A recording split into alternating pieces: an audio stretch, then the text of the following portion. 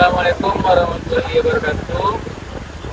Akan kami dari kelompok 11 mata kuliah pendidikan kewarganegaraan yang beranggotakan saya Alif Effendi dari Prodi Ilmu Asia Negara dengan NIM 2504278. Saya dari Prodi Antropologi dengan NIM 25423. Saya Dinda Putri Maira dari Prodi Antropologi dengan NIM 25388. Baik, nama saya Imran Fikri dengan NIM 2563552 dari jurusan Matematika.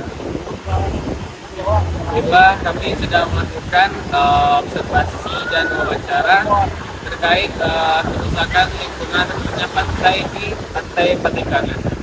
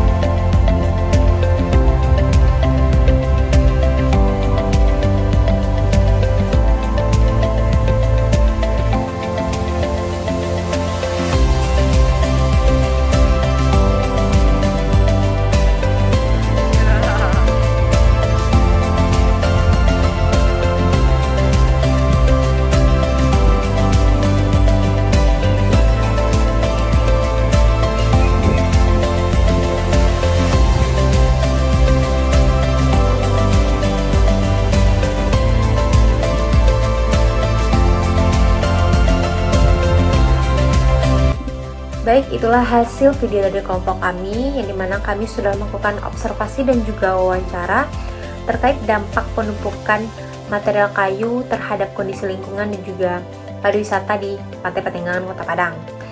Jadi kesimpulan dapat kami sampaikan berdasarkan hasil observasi lapangan, wawancara dengan 3 narasumber, serta analisis yang telah kami lakukan, dapat disimpulkan bahwa bencana banjir besar yang terjadi di Sumatera Barat pada akhir tahun 2025 kemarin memberikan dampak yang cukup signifikan terhadap kondisi lingkungan Pantai Patekangan, Kota Padang. Seperti yang telah teman-teman lihat pada video tadi, dampak yang paling terlihat itu adanya penumpukan material kayu dalam jumlah yang besar di sepanjang bibir Pantai Patekangan yang mengurangi keindahan kawasan wisata. Keberadaan material kayu tersebut menyebabkan menurunnya kualitas estetika pantai sehingga mengurangi kenyamanan para pengunjung. Hal ini tentunya memberikan dampak terhadap masyarakat di Pantai Patekangan, terutama para pedagang. Dari aspek ekonomi, penurunan kualitas lingkungan berdampak pada aktivitas pariwisata dan juga usaha masyarakat di sekitar pantai. Pedagang yang lokasi usahanya itu berada dekat dengan pantai tentunya merasakan dampak yang lebih besar dibandingkan masyarakat yang berdagangnya itu agak berjauhan di sekitar pantai.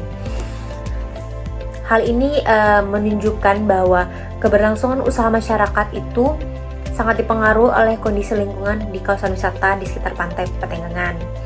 Dalam aspek pengelolaan lingkungan, pemerintah telah melakukan upaya awal melalui menyediakan alat berat untuk mengangkut kayu-kayu yang besar. Namun penanganan tersebut belum dilakukan secara menyeluruh, sehingga masyarakat masih menjadi pihak yang paling berperan dalam proses pembersihan lingkungan melalui berbagai kegiatan swadaya. Oleh karena itu diperlukan kerjasama yang baik antara masyarakat dan juga pemerintah, sehingga dalam proses pemulihan pantai ini berlangsung secara baik dan juga optimal. Baik, mungkin itu kesimpulan dapat kami sampaikan. Selain dari kesimpulan, kami juga memberikan solusi sebagai seorang mahasiswa terhadap masalah ini.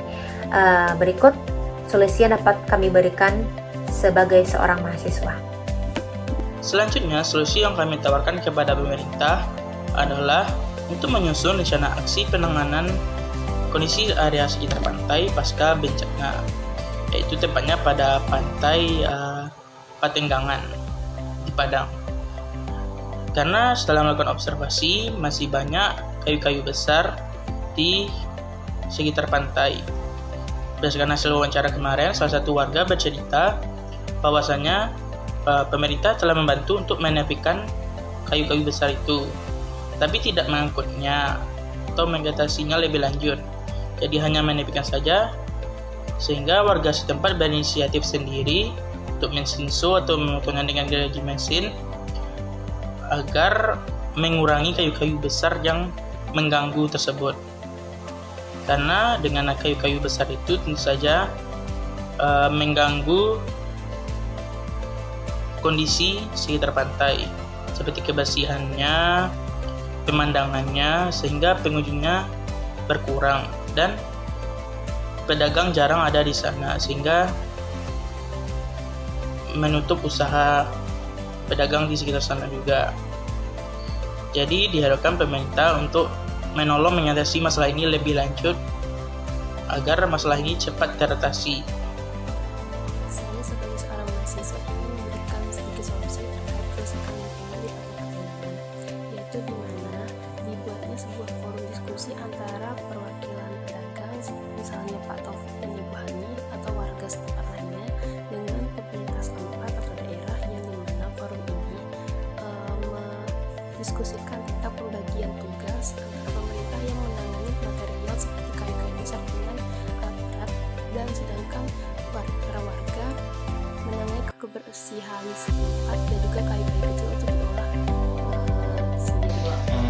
Berikut adalah solusi dari teori kewarganegaraan khusus untuk merespon kondisi dari narasumber yang kedua. Yang pertama, itu mewujudkan tata kelola kolaboratif atau CO governance atau gotong royong terstruktur. Warga sebenarnya memiliki inisiatif kewarganegaraan yang baik dengan memanfaatkan kayu secara mandiri. Namun tindakan pemerintah yang hanya menggeser kayu dengan ekskavator dinilai setengah hati dan tidak berkelanjutan. Solusinya yaitu mengubah pola hubungan pasif menjadi kemitraan warga negara. Pemerintah setempat seperti RT, RW, kelurahan harus merangkul inisiatif warga ini menjadi gerakan gotong royong terstruktur. Pemerintah menyediakan alat berat untuk memindahkan kayu besar, sementara warga dan pemilik warung diorganisir untuk memproses atau membersihkan sisa kayu kecil secara bersama-sama agar pembersihan fasilitas publik berjalan lebih cepat. Yang kedua, kepastian hukum dan keterbukaan informasi atau rule of law dan civic literacy. Kondisinya, narasumber 2 menyebutkan bahwa aturan mengenai boleh tidaknya menjual atau mengambil kayu tersebut masih simpang siur dan baru sebatas kabarnya. Solusinya, pemerintah wajib menjalankan fungsi transparansi hukum, harus diterbitkan maklumat atau regulasi yang jelas dan disosialisasikan langsung kepada warga mengenai status hukum kayu limbah tersebut.